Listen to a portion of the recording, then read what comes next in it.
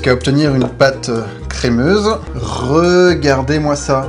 N'est-ce pas magnifique? À présent, on peut rajouter la farine. Oh! Ok, ça commence bien. Vous a-t-on déjà appris à travailler proprement?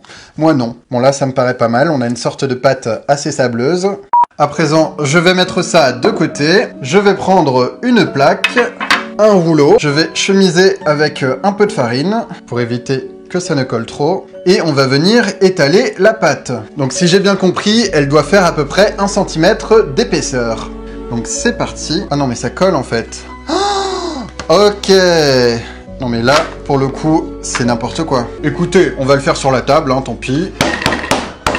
Ah c'est bon, ça marche, enfin. Bah écoutez, là ça me paraît plutôt pas mal. Maintenant, il faut prendre un moule carré. Moi, par chance, j'ai le fond qui s'enlève.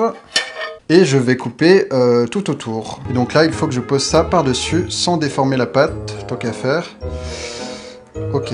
Bon, c'est pas parfait, mais je pense que ça fera l'affaire. Du coup, il ne reste plus qu'à mettre ça au four pendant 23 minutes à 180 degrés.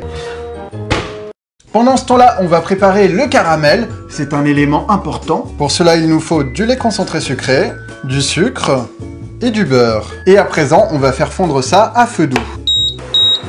Je vais décaler ça par ici. Alors ça, c'est typiquement l'étape que je peux facilement rater. Donc là, je suis au minimum, donc ça ne devrait pas cramer pour autant. Et de ce que j'ai compris, il ne faut jamais cesser de remuer. Ça se transforme déjà en caramel au fond. Ça va super vite.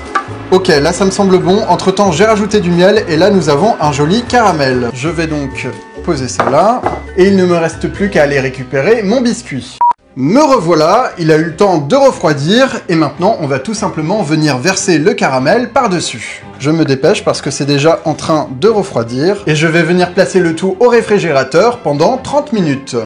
A priori c'est bon, le caramel a eu le temps de se figer. Maintenant on va pouvoir découper nos biscuits. Donc je vais sortir ça comme ça. Ouh, j'aime prendre des risques. Écoutez, ça a l'air vraiment pas mal pour le coup. Je suis assez satisfait, donc ça sent bien le caramel en tout cas. On va diviser ça en deux. Ah oui, ouh là là là là là là. Le bruit que ça fait. Et ensuite on va couper des petites parts. Oh!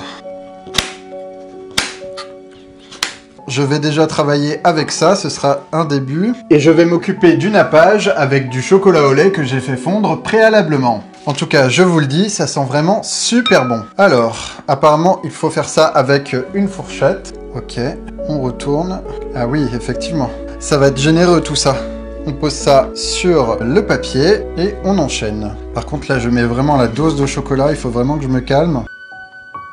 Bon, mes formes sont loin d'être aussi parfaites que les siennes, mais si c'est bon, je serai satisfait. Maintenant, on va laisser ça durcir au réfrigérateur pendant au moins 1h30. Je suis de retour avec les Twix maison. Honnêtement, il y en a qui sont vraiment pas mal. Ils sont pas tous réguliers, mais en tout cas, ça donne envie. Regardez-moi celui-là, par exemple. Qu'en dites-vous? Je vous propose qu'on compare avec les originaux, si j'arrive à ouvrir le paquet. Voilà ce que ça donne. Honnêtement, les miens sont un peu plus épais et moins longs, mais à titre personnel, la version de Roxane me donne vraiment plus envie. Du coup, c'est très simple, je vais goûter. On va commencer par l'original pour bien avoir en tête la saveur. C'est quand même vachement bon. Et maintenant, un original. 3, 2, 1...